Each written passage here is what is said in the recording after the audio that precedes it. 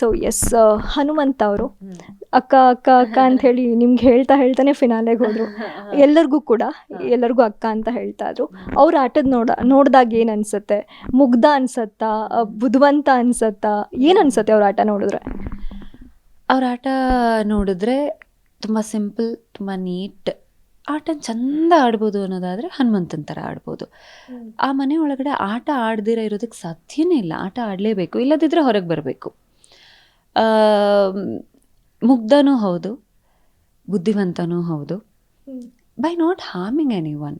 ಅಲ್ಲಿ ಆಟ ಆಡಲೇಬೇಕಾಗತ್ತಲ್ವ. ಸೊ ಅದನ್ನೇ ಆಡಲಿಲ್ಲ ಅಂದರೆ ಪ್ರಯೋಜನ ಇಲ್ಲ. ಸೊ ಅದನ್ನು ಅವನು ತುಂಬ ಚಂದ ಆಡ್ತಾ ಇದ್ದಾನೆ ಅಂತ ಅನಿಸುತ್ತೆ. ತುಂಬ ಒಳ್ಳೆ ವ್ಯಕ್ತಿತ್ವ ಅವನದ್ದು. ಯಾವುದ್ರ ಬಗ್ಗೆನೂ ತುಂಬ ತಲೆ ಕೆಡಿಸ್ಕೊಳ್ಳೋದಿಲ್ಲ, ಯಾವುದ್ರ ಬಗ್ಗೆನೂ ಹೀಯಾಳ್ಸಿ ಮಾತಾಡೋದಿಲ್ಲ, ಅಥವಾ ಇನ್ನೇನೋ ಸಿಕ್ಬಿಡ್ತು ಅಂತ ತುಂಬ ಹಿಗ್ಗೋದು ಇಲ್ಲ, ಕುಗ್ಗೋದು ಇಲ್ಲ. ತುಂಬ ಕಷ್ಟ ಹಂಗಿರೋದು, ಸಾಧ್ಯನೇ ಇಲ್ಲ. ಇನ್ನೋಸೆನ್ಸ್ ಅನ್ನೋದು ಅಂದರೆ ಮಗು ಇದ್ದಾಗಿರುತ್ತೆ. ನಾವೆಲ್ಲ ತುಂಬ ಈ ಕ್ಯಾಲ್ಕುಲೇಟಿವ್, ಏನಿದ್ರು ಇದ್ಯಾಕೆ ಅದ್ಯಾಕೆ ಅನ್ನೋ ಪ್ರಶ್ನೆ ಹುಟ್ಟುತ್ತೆ. ಹಾಗಿರೋದು ತುಂಬ ಕಷ್ಟ ಇದೆ. ಅವನಲ್ಲಿ ಅದಿದೆ ಅನ್ನೋದಾದರೆ ಒಂದು ಅವ್ನು ಕಾಪಾಡ್ಕೋತಾ ಬಂದಿದ್ದಾನೆ. ಇನ್ನೊಂದು ಅದನ್ನು ಆಟದಲ್ಲಿ ಎಷ್ಟು ಚಂದ ಬಳಸ್ಕೋಬಹುದು, ಎಷ್ಟು ಆರಾಮಾಗಿರ್ಬೋದು, ಹಂಗಿದ್ದಾನೆ ಅವನು. ಅವನಷ್ಟು ಚಿಲ್ಲಾಗಿ ಕೂಲಾಗಿ ಮನೇಲಿದ್ದವ್ರು ಯಾರೂ ಇಲ್ಲ ಹಾಗೆ. ಅವ್ರು ಯಾವಾಗಲೂ ಅಂತಿದ್ರು, ನೀವೆಲ್ಲ ಕಪ್ ಗೆಲ್ರಿ, ನಾನು ಫಸ್ಟ್ ಟಾಸ್ಕ್ ಗೆಲ್ತೀನಿ ಅಂತ ಹೇಳ್ತಾ ಇದ್ರು. ಅವನದು ಅಂದರೆ ಇಂಟೆನ್ಷನ್ನೇ ಇಷ್ಟಿರ್ತಿತ್ತು. ನಾನು ಗೆಲ್ಲಕ್ಕೆ ಆಡ್ತಿದ್ದೀನ? ಇಲ್ಲ, ನಾನು ಆಡಬೇಕು ಅಷ್ಟೇ, ನಾನು ಚಂದ ಆಡಬೇಕು. ಆ ಚಂದ ಆಡಬೇಕು ಅನ್ನೋ ಮೈಂಡ್ಸೆಟ್ಟೇ ಅವನನ್ನು ಗೆಲ್ಲಿಸ್ತಿತ್ತು. ನಾವೆಲ್ಲ ಟಾಸ್ಕನ್ನು ಟೆನ್ಷನ್ ಆಗ್ತಿದ್ವಿ, ಇದು ಹೆಂಗೆ ಮಾಡೋದು, ಅದು ಹೆಂಗೆ ಮಾಡೋದು, ಒಂದು ಸ್ಟ್ರಾಟಜಿ ಬೇಕು, ಯಾರನ್ನು ಹಾಕೋಬೇಕು ಟೀಮಾಗಿ.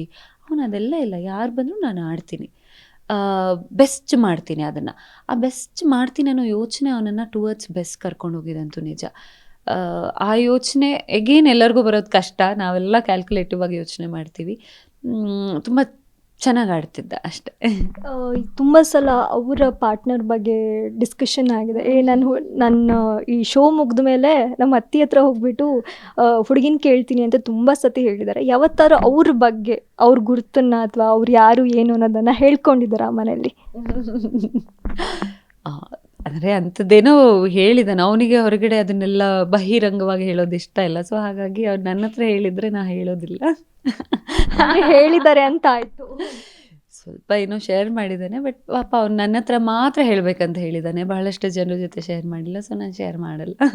ಓಕೆ, ಹಾಗಾದರೆ ಹನುಮಂತನ ಕಡೆಯಿಂದನೇ ವಿಚಾರ ರಿವೀಲ್ ಆಗುತ್ತೆ ಅಂತ ಗೌತಮಿ ಅವ್ರು ಹೇಳ್ತಾ ಇದ್ದಾರೆ. ಓಕೆ,